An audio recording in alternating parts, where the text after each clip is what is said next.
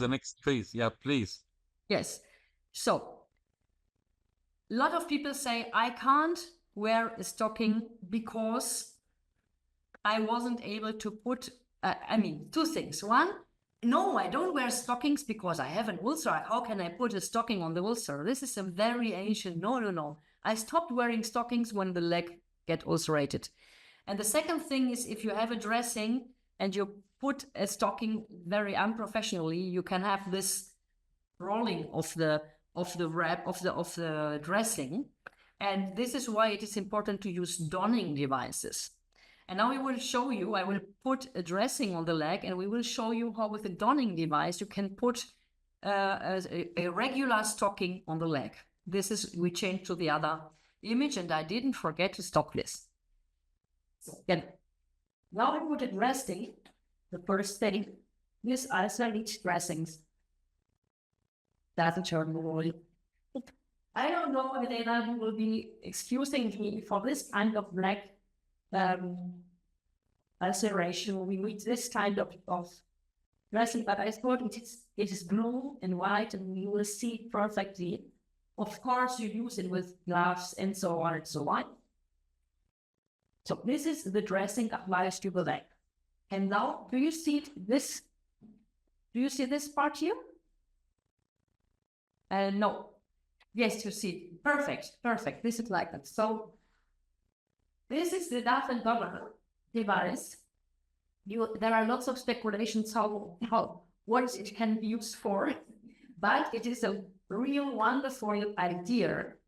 You wrap the stocking around this wobbling thing, and then you have to keep in mind where the back part of the leg is, right? There, you can see it here. And The you go side and the ankle. Excuse me? The two side and the heel. Yes. Yeah, the two side and the heel. Yes. Which is the two side? This one. And this is the heel side. Yes. Okay. And then you put like, you adapt it to the leg, and you put it very, very smoothly. Of course, with gloves. This is always like always. We should have put the glove on. Yes. And we normally this one, those things at the leg of the patient for the move. There are the gloves. Perfect. Britta is prepared. Did lots of you already see this kind of donning device? So fast, it takes, I think, like 10 to 15 seconds to apply the stocking using the device.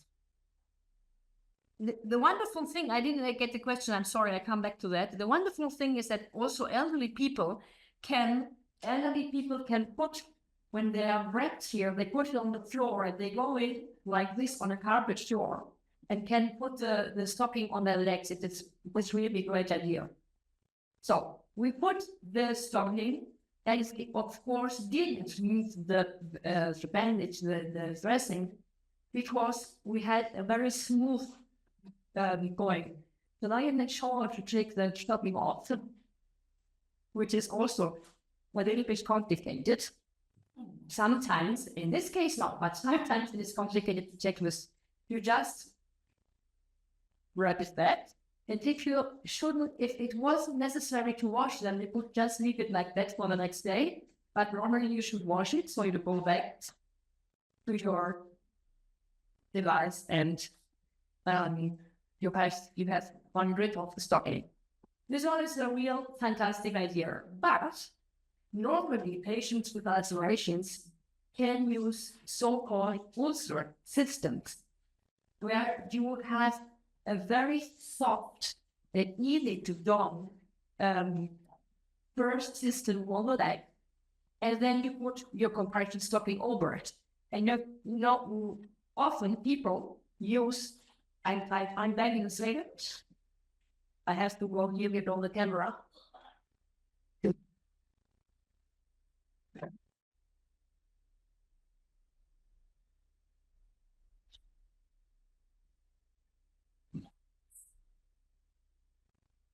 We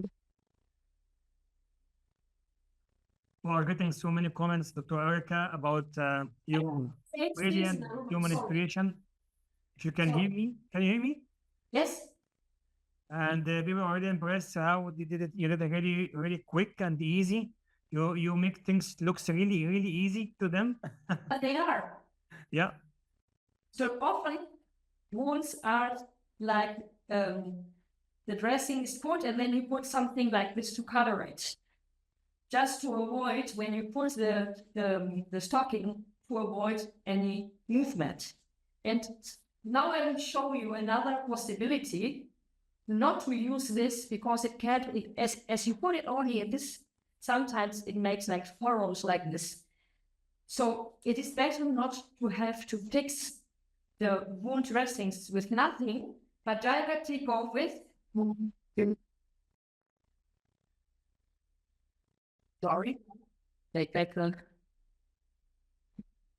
This one, and what you can don it without any other device because it is a very soft, silk-like stocking. You can just don with your hands.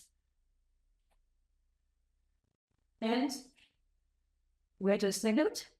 You see, it is transparent. It is very smooth, and it makes a fixation of the dressing, and then we have to like be sure it is soft here, and then you put the correct compression over it. And coming back to the question from before, if you would do the stockings or compression to a person with very bad arterial perfusion, this is like 12 to 15 milliliter Hg. And sometimes it is enough just to use this if the patient doesn't tolerate more. You can just use this, but you can put the other stockings above it. And the second good thing is that patients can keep this one overnight on their legs, protecting also the dressing, so they can take out the stocking they wear when they are moving, and keep this one on the leg side. And now we have the second one, which glides because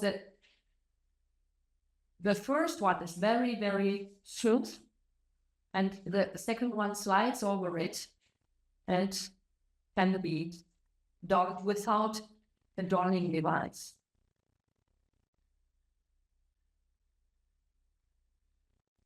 And so now you have the two-layer system also, one very thin one below, and this strong compression device over it, and you can't move the dressing because you have fixed it with the first compression device.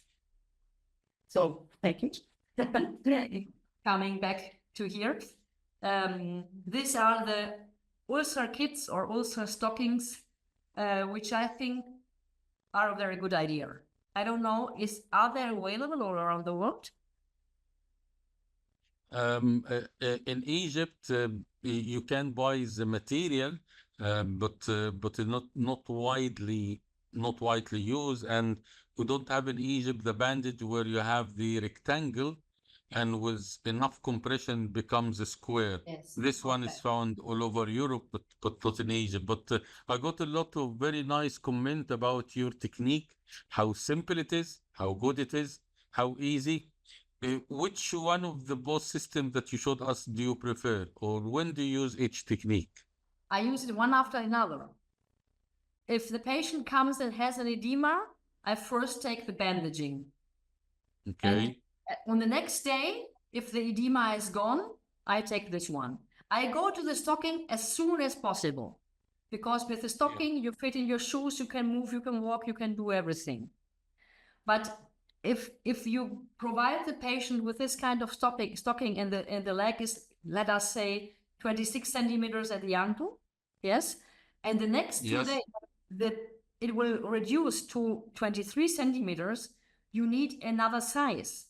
So the patient or the system has to pay twice for the stockings, or the stocking will be moving and making furrows in the leg, which is counterproductive. So the first, you will use the compression wrapping bandaging if there is a soft edema. You reduce the edema with the Okay. bandaging, and these 2-layer bandages are so fantastic that you will have reduced the thing within 24 hours. It is great.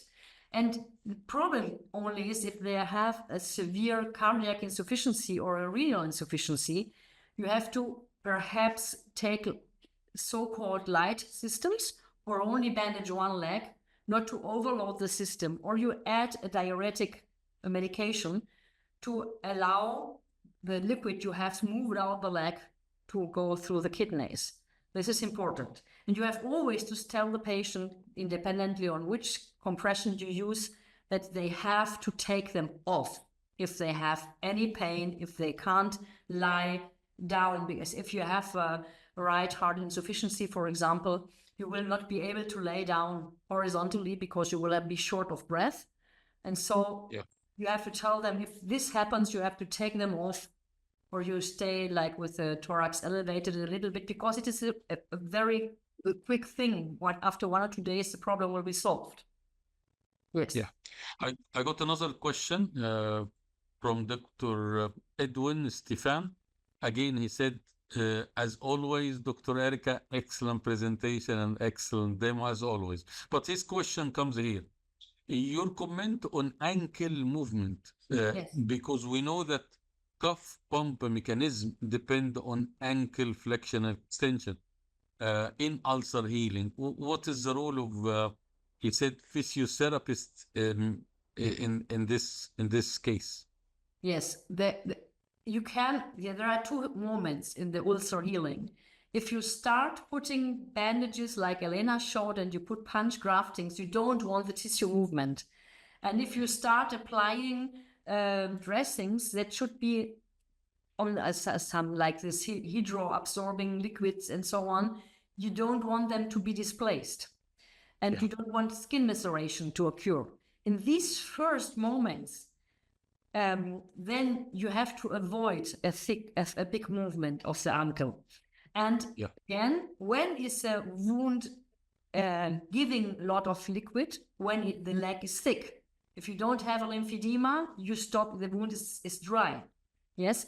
So as soon as you manage with bandaging to get the liquid out of the leg, the lymphedema out of the leg, the wound automatically will be drier. And then you can stop moving the ankle. Yes. So this goes hand with hand. With a thick bandage, the movement will be impaired, and with a stocking, you can move. And even though in some moment it would be very important to move, the most important thing is to take the water out of the leg for any healing. And so this part of the bandage is more important than the mobility of the ankle. But as soon as possible, you have to pass from the bandaging to the compression, because the compression gives independence to the patient and gives the movement to the leg. That is really excellent. Any comment from my co-moderator, Dr. Elena, Dr. Mahmoud? Do you like to ask any question? It's a great opportunity, Professor Erica Mendoza. I would like to ask you about footwear, because we all know that the kind of footwear patients use, the way they walk. So when we use bandages, especially multi-component bandages, some patients come with slippers or footwear that, these ankle movements will not be adequate. Yes. So what's your recommendation? What do you do? I practically do the following.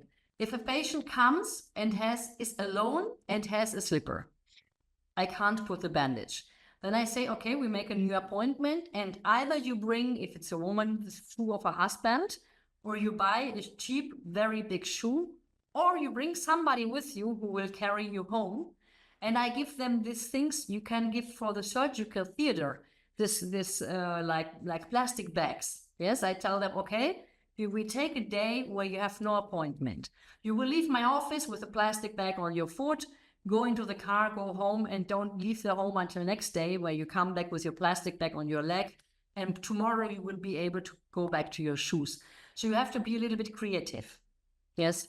And if a person, for example, which sometimes happens, has like kind of orthopedic shoes, which are very heavily built, you will never have an edema in an orthopedic shoe because they are so well adapted that the edema is above the shoe. Yes, these kind of patients with polyneuropathies or something that have cripplings in the foot, then you start bandaging where the shoe ends, like above the shoe, because they sometimes have the ulceration above the limit of the shoe. But you always have to be creative with that.